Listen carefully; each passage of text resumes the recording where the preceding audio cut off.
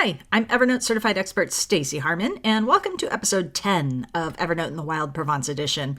This is the final episode of this series where I'm showing you how I use Evernote to support me in staying organized, productive, and on task for a trip I'm taking to Provence, France.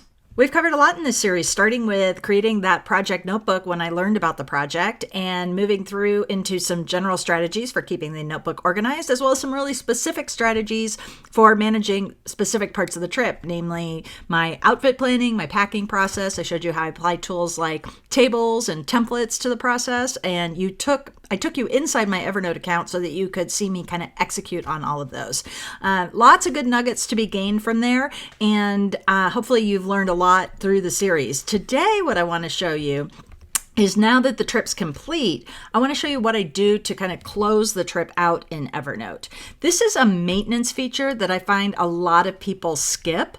And the challenge is that although skipping this final step on a single project really isn't that big of a deal, when you repetitively skip it, one day you suddenly look at your Evernote account and you're like, hey, what happened? My Evernote account is out of control. It feels unorganized. So to avoid this and maintain an organized Evernote account over time, I'm in the habit of reviewing, cleaning up, closing out, and archiving my trip notebook at the end of each trip that I take. So today I'm going to take you into my account and show you some of the actions I take to this end so that you can keep your account organized over time as well.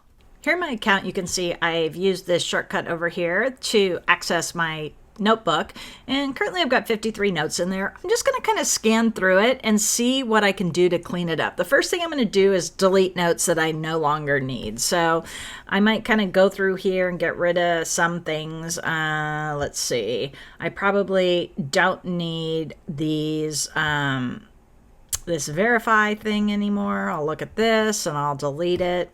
You know, you just kind of go through. If you don't need it, you don't need to hold on to it. If there's a reason to keep it, go ahead and keep it. But I like to delete out anything that's just clearly not going to serve me anymore. There might be, I don't need this dinner reservation confirmation anymore. It was important at some point, but it's not important now. Some of this research I did on pocket Wi-Fi's earlier in the trip, no longer necessary. So I may just go in and delete those, and then they're no longer holding up space in my account. Obviously, digital overhead's very low, but it does tidy things up a bit. Another strategy I frequently use to clean up notebooks is the merge function. So you see how I have all of these activities together, and we talked about the importance of note titling. That's something I might go through and do to all of the notes in here in order to have, when I go through a title sort, like items get titled together. I covered that in an earlier episode. But now that I've done that, you can see I can select the first one and I can select the last one, and maybe I want to merge all of these notes together, and that takes those 6 notes and puts the content all in a single note, brings them down together and moves those original notes into the trash. So now I've got all of those notes just tiered up on top of each other, and I've gone from 6 notes to 1. So that's a really good feature. And since these are all related, for archival purposes, it makes sense in my case to kind of move all of the activities together. Then maybe I'll do this. I'll retitle the note and call this Activities in Paris. Okay, that kind of a thing. So I'll do that, and that will reduce the amount of notes that I have in my notebook very quickly and make them a little more concise. A third strategy I deploy is to actually move notes from this notebook into a different notebook that better represents the context of that note now that the trip is over. So this is an example of that. This is the receipt for the Wi-Fi device that I rented, and this becomes a deduction on my business expenses because that's the reason I got this, was to stay connected to my business. So I may just move this note into the receipts notebook that I have for it. So I have a process, and I put all of my current year business receipts into this notebook and move it there out of the France notebook into the receipts notebook that I use for tax documentation. The next step I take is to undo the quick access that I had created to this notebook, as well as a few keynotes inside the notebook. I showed you in an earlier episode how I use shortcuts over here to bring focus and talk to you a little bit about some other options, maybe using Evernote Home to bring focus to the project or keynotes in the project that you want to access, say, from your phone or quickly because you're doing your planning. And I like to remove those. So it's simply a matter of taking the cursor, putting it over the shortcut and removing that project management note, as well as I can open this up a little bit and have access to remove the notebook.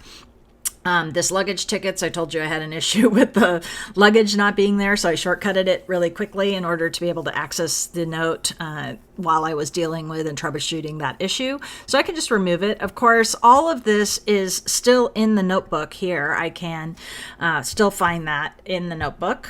It's just that my shortcut has been removed because it's no longer a hot project or something that I need as immediate access to. I can navigate to it through search or through my notebook structure over on the left-hand side.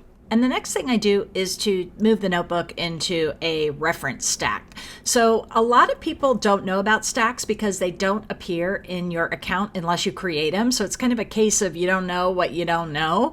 But stacks are a great way to organize your notebooks. And I use stacks combined with naming conventions as a key way that I organize my notebooks. And I like to keep a active stack and a reference stack. And right now this notebook lives in my active stack. And now the project's no longer active, so I'm going to archive it into my reference stack. Let me show you how I do that.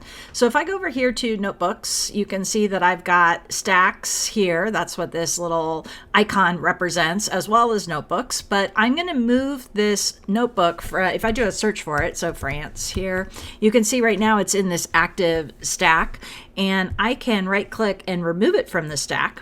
And when I do that, just take this off, you'll now see these are alphabetical right now because that's how I've got it set, but here it is, and I can just drag and drop it into my reference stack. So the notebook still exists in my account just as it did before. It's just in a different stack, and that leaves this active support stack current to what I'm actively working on. And my reference stack is down here and has all of my past trips as well as old projects that aren't hot on my plate right now. They're more a reference function. Now, a couple of things to point out. You can see that I'm using numbering conventions here to order them in the way I want them. That's because of the way that Evernote displays over here in the left-hand side things alphabetically. There's a blog post below that will give you more details about that. But you can see here I can just toggle open my reference stack and find the France notebook in my account, just not in my active support materials stack like it was before.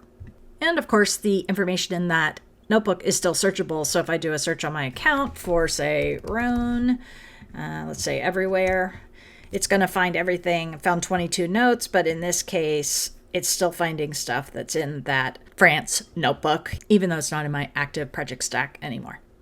So there's some of the key actions that I take on my notebook when I'm done with the trip. You can do this on the airplane immediately. You can do it later when you get home. You can do it much later during a weekly or monthly review. It doesn't really matter. The point is that you do it. These habits are what lead to keeping your Evernote account organized over time. So there you have it, how I use Evernote to support my trip. I hope you've been inspired to try some of the things I've shown you in your own account. One thing to keep in mind, this is just one use case that Evernote's great for, and clearly it's a powerful one and one that I use a lot. However, it really only scratches the surface of what you can organize and what you can do with Evernote. So I invite you to get inspired by more use cases inside my Academy. This is where I interact and coach you on everything Evernote. Academy members not only get access to me and my Evernote expertise, but also a library of case studies just like this one. And it's not just case studies. You'll learn the workflows, skills, and habits required to organize anything you want in Evernote. Join me today. I look forward to meeting you there.